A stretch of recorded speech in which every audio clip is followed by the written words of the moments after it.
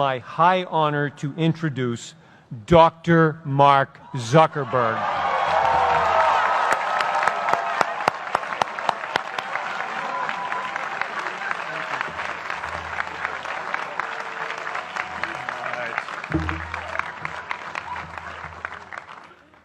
Today, I want to talk about purpose. But I'm not here to give you the standard commencement about finding your purpose. We're millennials. We try to do that instinctively. Instead, I'm here to tell you that finding your purpose isn't enough. The challenge for our generation is to create a world where everyone has a sense of purpose. One of my favorite stories is when JFK went to go visit the NASA Space Center, and he saw a janitor holding a broom, and he asked him what he was doing, and the janitor replied, "Mr. President, I'm helping put a man on the moon." Purpose is that feeling that you are a part of something bigger than yourself, that you are needed, and that you have something better ahead to work for. Purpose is what creates true happiness. And you are graduating at a time when this is especially important. When our parents graduated, that sense of purpose reliably came from your job, your church, your community. But today, technology and automation are eliminating many jobs. Membership in a lot of communities has been declining, and a lot of people are feeling disconnected and depressed and are trying to fill a void in their lives. As I've traveled around, I've sat with children in juvenile detention and opioid addicts who've told me that maybe their lives would have turned out differently if they just had something to do, an after-school program or somewhere to go. I've met factory workers who know their old jobs aren't coming back and are just trying to find their path ahead. For our society to keep moving forward, we have a generational challenge to not only create new jobs, but create a renewed sense of purpose.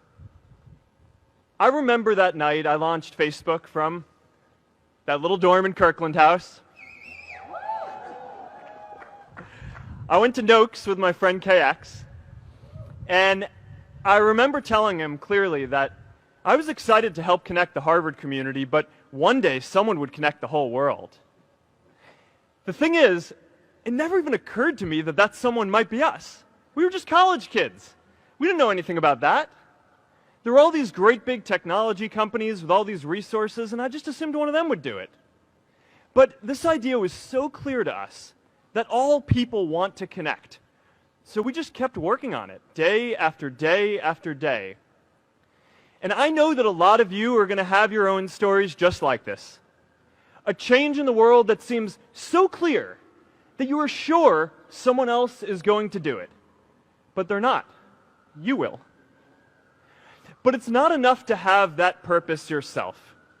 You also have to create a sense of purpose for others. And I found that out the hard way. You see, my hope was never to build a company. I wanted to have an impact. And as all these people started joining us, I just assumed that that's what they wanted to do too. So I never took the time to explain what it was that I hoped we'd build. A couple years in, some big companies wanted to buy us. I didn't want to sell. I wanted to see if we could connect more people. And we were building the first version of Newsfeed at the time, and I thought, if we could just launch this, it could change how we all learn about the world. Nearly everyone else wanted to sell. Without a sense of higher purpose, this was their startup dream come true, and it tore our company apart. After one particularly tense argument, one of my close advisors told me if I didn't agree to sell the company right now, I would regret that decision for the rest of my life. Relationships were so frayed that within a year or so, every single person on our management team was gone. That was my hardest time leading Facebook. I believed in what we were doing, but I felt alone. And worse, it was my fault. I wondered if I was just wrong, an imposter, a 22-year-old kid who had no idea how things actually worked. Now, years later, I understand that that is how things work when there's no sense of higher purpose. So it's up to all of us to create it so we can all keep moving forward together. And today, I want to talk about 3 ways that we can create a world where everyone has a sense of purpose. By taking on big, meaningful projects together. By redefining equality so everyone has the freedom to pursue their purpose. And by building community all across the world. So first, let's take on big, meaningful projects.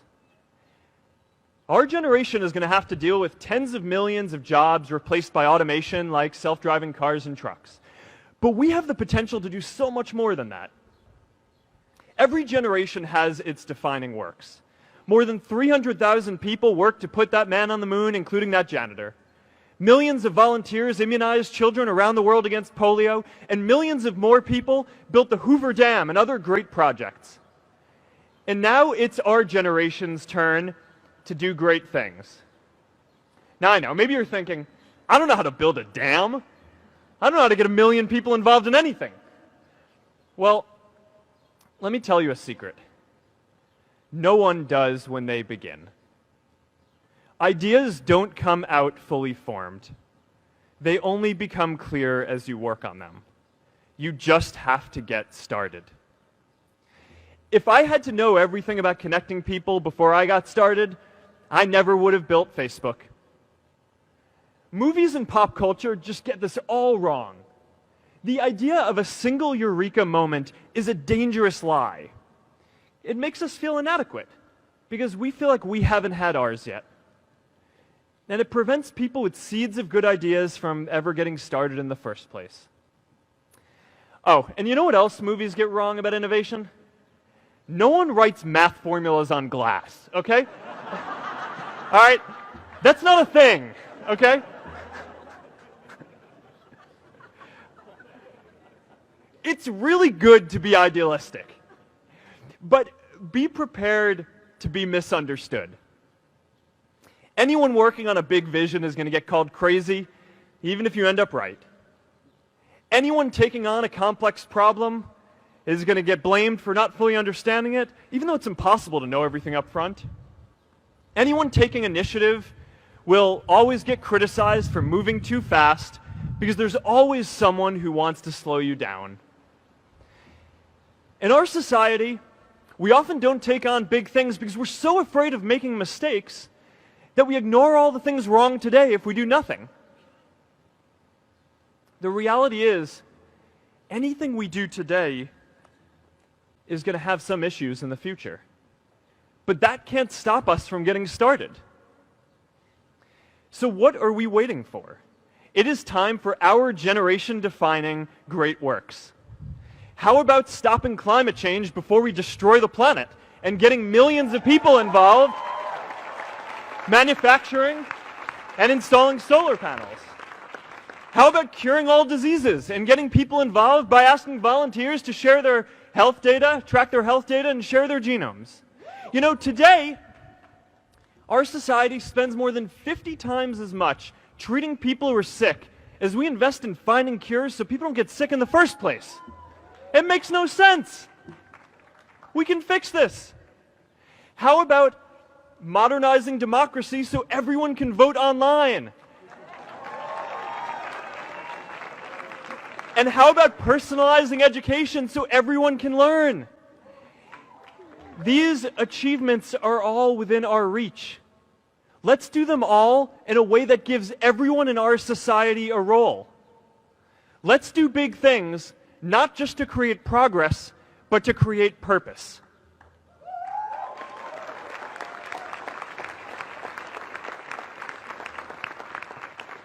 So taking on big, meaningful projects together is the first thing we can do to create a world where everyone has a sense of purpose. The second is redefining our idea of equality so everyone has the freedom to pursue their purpose. Now, many of our parents had stable jobs throughout their careers, but in our generation, we're all a little entrepreneurial, whether we're starting our own projects or finding our role in another one. And, you know, that's great, because our culture of entrepreneurship is how we create so much progress. An entrepreneurial culture thrives when it is easy to try lots of new ideas. Facebook wasn't the first thing I built. I also built chat systems and games, study tools and music players, and I'm not alone. J.K. Rowling got rejected 12 times before she finally wrote and published Harry Potter. Even Beyoncé had to make hundreds of songs to get Halo. The greatest successes come from having the freedom to fail. Now, today, we have a level of wealth inequality that hurts everyone. When you don't have the freedom to take your idea and turn it into a historic enterprise, we all lose. And right now, today, our society is way over-indexed on rewarding people when they're successful, and we don't do nearly enough to make sure that everyone can take lots of different shots. Now, let's face it. There is something wrong with our system when I can leave here and make billions of dollars in 10 years, while millions of students can't even afford to pay off their loans, let alone start a business.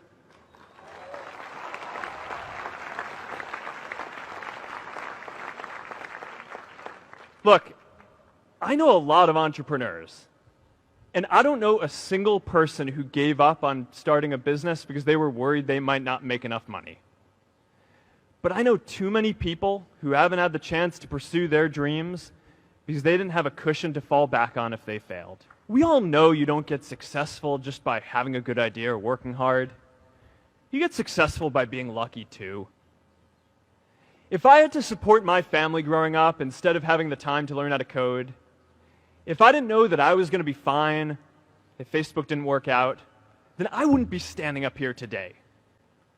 And if we're honest, we all know how much luck we've had to get to this point in our lives. Every generation expands its definition of equality. Previous generations fought for the vote and civil rights. They had the New Deal and Great Society. And now it's time for our generation to define a new social contract. We should have a society that measures progress not just by economic metrics like GDP, but by how many of us have a role we find meaningful. We should explore ideas like universal basic income to make sure that everyone has a cushion to try new ideas. We're all going to change jobs and roles many times, so we need affordable childcare to get to work and healthcare that's not tied to just one employer. And we're all going to make mistakes. So we need a society that's less focused on locking us up and stigmatizing us when we do.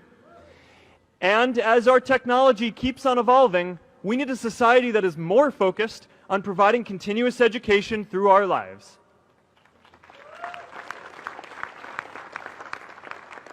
And yes, giving everyone the freedom to pursue purpose isn't going to be free.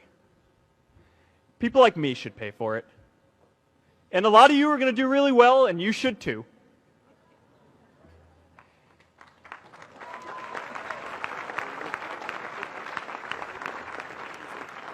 That is why Priscilla and I started the Chan Zuckerberg Initiative and committed our wealth to promoting equal opportunity. These are the values of our whole generation. It was never a question of if we were going to do this. The only question was when. Millennials are already one of the most charitable generations in history. In just 1 year, more than 3 in 4 US millennials donated to charity, and more than 7 in 10 raised money for another one. But it's not just about giving money. You can also give time. And I promise you, if you just take an hour or two a week, that's all it takes to give someone a hand and help them reach their potential. Now, maybe you're thinking, that's a lot of time. I'm not sure if I have that much time. I used to think that. You know, when Priscilla graduated from Harvard, she became a teacher. And before she'd do education work with me, she told me that I needed to get my own experience teaching a class. At first I complained. I said, you know, I'm kind of busy. I'm running this company. But she insisted. So I taught an after-school program at the local Boys and Girls Club on entrepreneurship. I taught those kids lessons on product development and marketing, and they taught me what it was like growing up feeling targeted for your race, and what it's like having a family member in prison. I shared stories of my time in school, and they shared their hope that one day they would get to go to college too. For 5 years, I've had dinner with those students every month. One of them even threw Priscilla and me our first baby shower. And next year, they're going to college. Every one of them, first generation in their families. We can all make time to give someone a hand. Let's give everyone the freedom to pursue purpose, not just because it's the right thing to do, but because when more people can turn their dreams into something great, we are all better for it.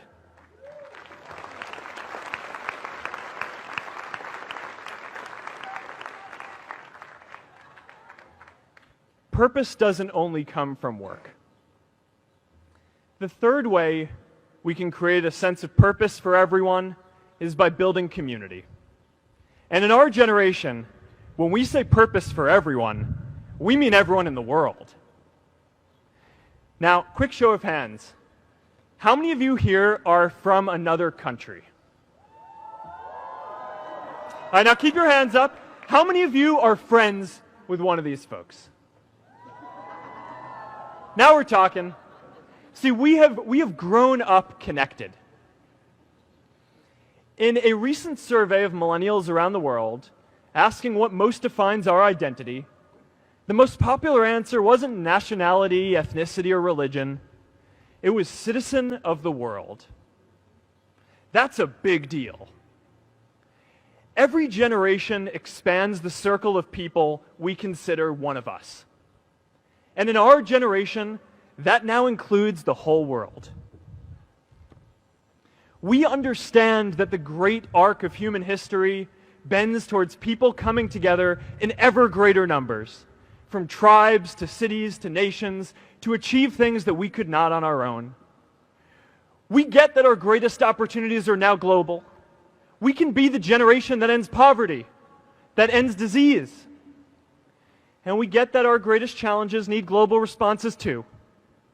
No country can fight climate change alone or prevent pandemics. Progress now requires coming together, not just as cities or nations, but also as a global community. But we live in an unstable time. There are people left behind by globalization across the whole world.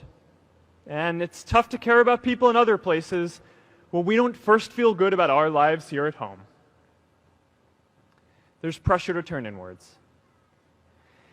This is the struggle of our time.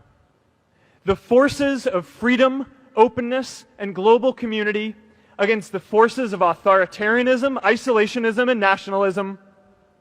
Forces for the flow of knowledge, trade, and immigration against those who would slow them down. This is not a battle of nations. It is a battle of ideas. There are people in every country for more global connection, and there are good people against it. And this isn't going to be decided at the UN either. It's going to happen at the local level when enough of us feel a sense of purpose and stability in our own lives that we can start to open up and care about everyone else too. And the best way to do that is to start building local communities right now.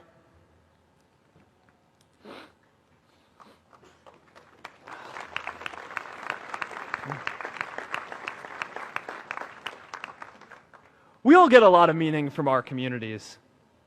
Who here's from Elliott House? How about Lowell? I know you guys found community because you literally live right on top of each other. And Mather? I'll just leave that there. Whether our communities are houses or sports teams, churches or a cappella groups, they give us that sense that we are a part of something bigger, that we are not alone. They give us the strength to expand our horizons. And that's why it's so striking that over the past few decades, membership in all kinds of communities has declined by as much as 1/4. That's a lot of people who now need to find a sense of purpose somewhere else. But I know that we can rebuild these communities and start new ones because many of you already are. I met Agnes Agoye, who's graduating today. Agnes, where are you?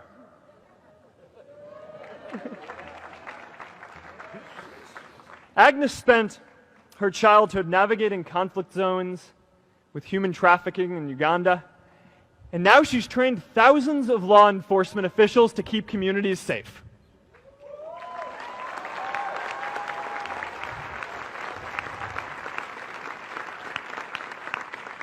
I met Kayla Oakley and Neha Jain. We're graduating today too. Stand up, guys. Kayla and Neha started a nonprofit that connects people suffering from chronic illnesses with people in their communities who are willing to help out.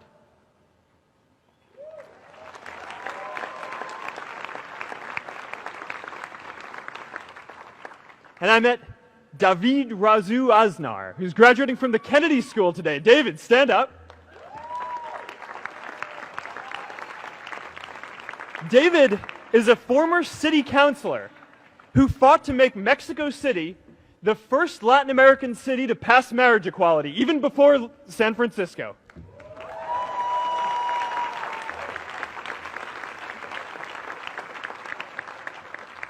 And this is my story too. A student in a dorm, connecting one community at a time, and keeping at it until one day we can connect the whole world. Change starts local. Even global change starts small with people like us. In our generation, the struggle of whether we connect more, whether we achieve our greatest opportunities, comes down to this: your ability to build communities and create a world where every single person has a sense of purpose.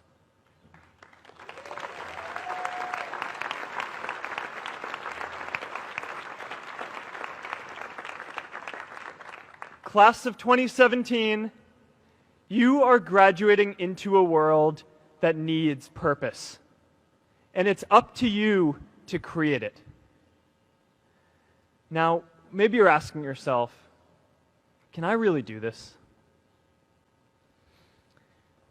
Well, remember when I told you about that class I taught at the Boys and Girls Club?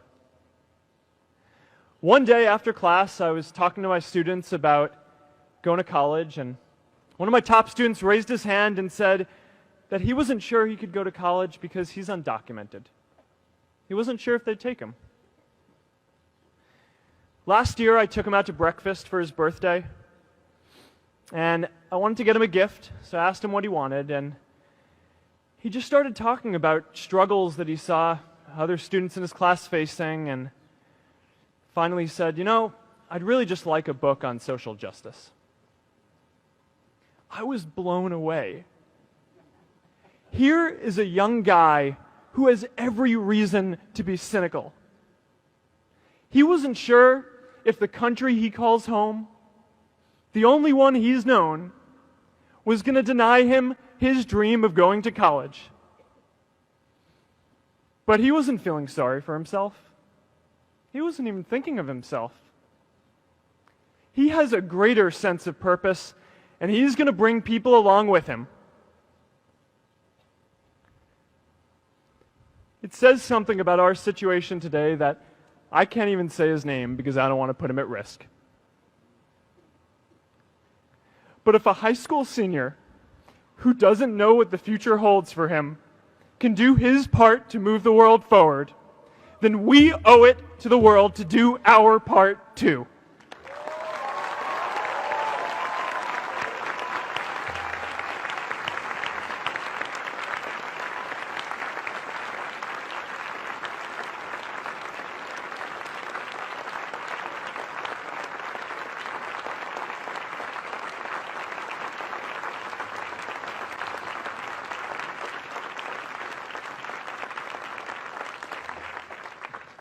So before you walk out those gates one last time, and as we sit here in front of Memorial Church, I'm reminded of a prayer, Mishaberach, that I say whenever I face a big challenge, that I sing to my daughter, thinking of her future when I tuck her in at night. And it goes, "May the source of strength, who's blessed the ones before us, help us find the courage to make our lives a blessing." I hope you find the courage to make your life a blessing. Congratulations, class of 2017. Good luck out there.